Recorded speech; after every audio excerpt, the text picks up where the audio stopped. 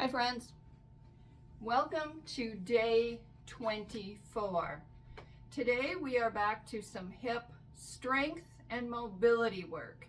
And I want to add something about mobility today. Do not think of mobility or flexibility or not being as mobile as only age related. One of the tests I had a 20-something friend of mine do, and he said, I can't do that. So it is about using the joint, using the hip, moving it creates better mobility, better flexibility, better strength. So don't think just because I'm growing older, this quits working. You could be 20 something and have this not working. What it takes is moving that joint in a different range of motion and increasing that mobility. So let that encourage you today. Don't let age be a factor or stopping you there today. So today we will start out in our chair. Let's get our body alignment correct again. Hips to knees to ankles, shoulders back and down, squeezing together, hugging that core in a little bit. Don't let those ribs flare out. Hug them in and then support your spine in that way. Let's start out with in the chair. We are going to do the chair and standing and the floor. Remember, if you can't do the floor, go back to the chair, modify the exercise there. Okay, we're going to start out with single leg lifts. Lifting straight out, taking our foot, toes coming back towards our nose, using that quad and taking that slow, controlled movement, tightening up that quad, making sure you're not leaning back, sitting up as straight as you can. Of course, I've lost count, but keep that tension on. Move those up one at a time. I'll do one more. You can go for 10, but I'll just keep going because I'm talking. So switch to the left leg. Make sure you're sitting on both sit bones firmly, shoulders back, spine long and tall. Lift up that left foot. Down. 2, squeeze it up. Down. 3, 4, this is a good strengthener. 5, 6, if you find you're weak in this area, 7. Practice these more than once a day. Start to tighten up that quad.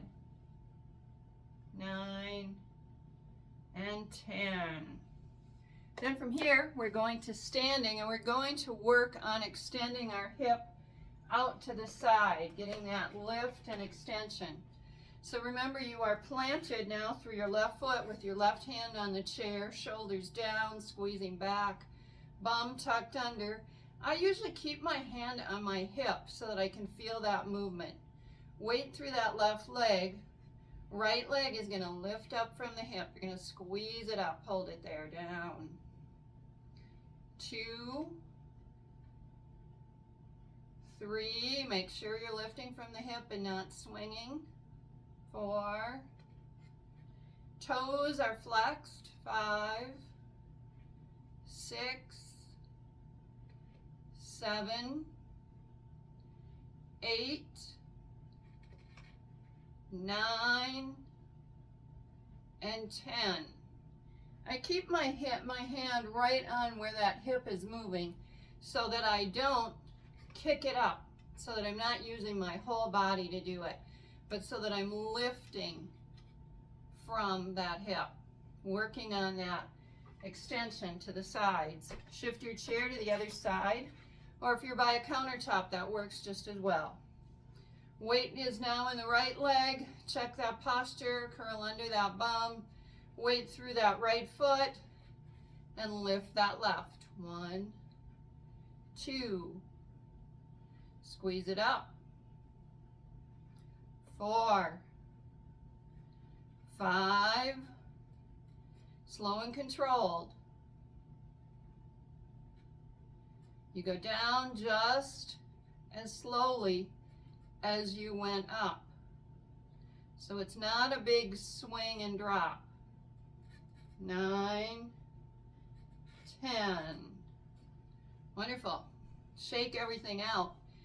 Now we need to go to our squats. We need to go to that strength building, supporting the joint, strengthening our body, helping us to be able to do stairs and do all the things that we want to do. You can have the chair behind you. You can have one in front of you. You don't need a chair at all. I'm going to set mine out to the side. Try and get that bum down as far as you can. I'll illustrate from this side. Feet a little part wider than shoulder width apart. Toes turned out to the angle. Arms up here. Wherever you like them, drop the bum. Come on down. Squeeze it up. Try and hinge at those hips. Squeeze up. 3. Use your glutes to come up. Go down just as slowly as you went up. But keeping a constant motion. 6, 7, 8, 9, and 10. Squeeze up. Beautiful. We're going to go to that wide-legged squat because that focuses our glutes a little bit more. That's that plie or that sumo squat. So taking your legs out as far as is comfortable, and I usually have to adjust mine out a little farther once I sink down for that first rep. So turn those toes out to the corners, tuck that pelvis in, engage that core, shoulders back, and breathe it down. Hold here. 5, 4, 3, 2, 1. Squeeze up nice and slow. So you see I had to adjust a foot out. I needed to go out a little bit farther. Down. Take it down as slow as you can. Hold. 5, 4, 3, 2, 1. Breathe it on up. Hands can be wherever you like them. If you want them out front for balance, take it down nice and slow. Hold. 5, 4, 3, 2, 1. Inhale up. Down. Taking it down, exhaling as you go. Holding there. 5, 4, 3, 2, 1. Breathe it up. Let's take it down again. Nice and controlled. Go to where it's bottom for you. Hold it here. If you're feeling some shaking, that's good. Squeeze the cheeks and the thighs as you come up. Let's go down again. Sit up nice and tall, shoulders back, keeping that spine really nice and long. Inhale, breathe up. I know you've got 2 more. Take it down. Hold. 5, 4, 3, 2, 1. Come on up. Let's go for 1 more.